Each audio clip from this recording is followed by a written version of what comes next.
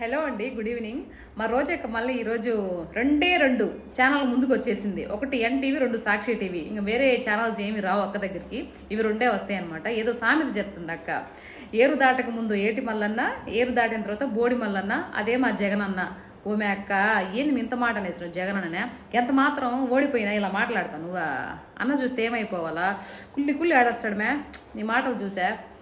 ఏదో మాట్లాడుతున్నావు, ఆడపిల్ల ఉంటే తెలిసేది కదా అని మాట్లాడుతున్నావా?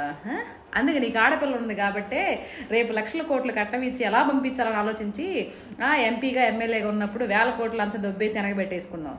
ఆడదాం ఆంధ్రాలో కొన్ని కోట్లు కుంభకోణం చేసావు. తిరుపతి టికెట్ల దర్శనం కోసం కొన్ని కోట్లు వెనకాతలు పెట్టుకున్నావు. ఇప్పుడు ఫ్రీగా నవ్వుకుంటూ షోలు చేసుకుంటూ ఆ టీవీల్లో అక్కడ షోలు చేసుకుంటూ కనిపిస్తున్నావు. ప్రజాస్వామ్యం గురించి, ప్రజల గురించి నువ్వు మాట్లాడుతున్నావు. ఎలా ఉంది తెలుసా? దెయ్యాలు వేదాలు వల్లిస్తున్నట్టు ఉంది మే నువ్వు మాట్లాడేదా. ఇంకొకటేదో మాట్లాడుతున్నావు. ఇది పరిపాలన చేయడం చేత కాదు, తర్వాత ఇచ్చిన మాటలు నిలబెట్టుకోవడం చేత కాదు. సరే, మీ అన్న ముఖ్యమంత్రిగా ఉన్నప్పుడు మద్యపానం పూర్తిగా నిషేధించినాకే ఓట్లు అడుగుతానన్నాడు. ఏం చేశాడు? దాని గురించి మాట్లాడు. ఏదో అంటారు కదా, గురిగింజకి నలుపు తెలియదట, దాని కింద నలుపు తెలియదట.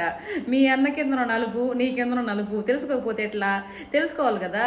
అలా తెలుసుకోకపోయారనుకో ఇట్లా పక్కన నా బోటలు గుర్తు చేయాల్సి వస్తుంది. కొంచెం తెలుసుకొని మాట్లాడితే బాగుంటుంది కదా. సిబిఎస్ రద్దు చేస్తారన్నాడు. అప్పుడు మీ అన్న కూడా మేనిఫెస్టోలో చాలా చెప్పాడు కదా, చేయలేదు కదా. దానికి ఏం సమాధానం చెప్తావా? అడిగితే దానికి ఎర్రిమొహం వేస్తావు. ఏదో నోరుంది కదా అని చెప్పి పిచ్చి పిచ్చిగా మాట్లాడితే ఎట్లా? కూటమి ప్రభుత్వము ఎంతో నిక్కచ్చిగా చెప్పిన పనులన్నీ చేసుకుంటూ రాష్ట్రాన్ని అప్పుల పాలు కానివ్వకుండా కాపాడుకుంటూ ఎంతో మంచిగా కంపెనీస్ అన్ని తీసుకొని వస్తూ ప్రజల్ని మంచి పథకాల ద్వారా ముందుకు తీసుకెళ్తూ ఉంటే నువ్వు ఈరోజు బురద జల్లే ప్రయత్నం చేస్తున్నావు. ఎంతవరకు సబబు ఇది చెప్పు? నీకు మనస్సాక్షి ఉందా అసలు? సాక్షి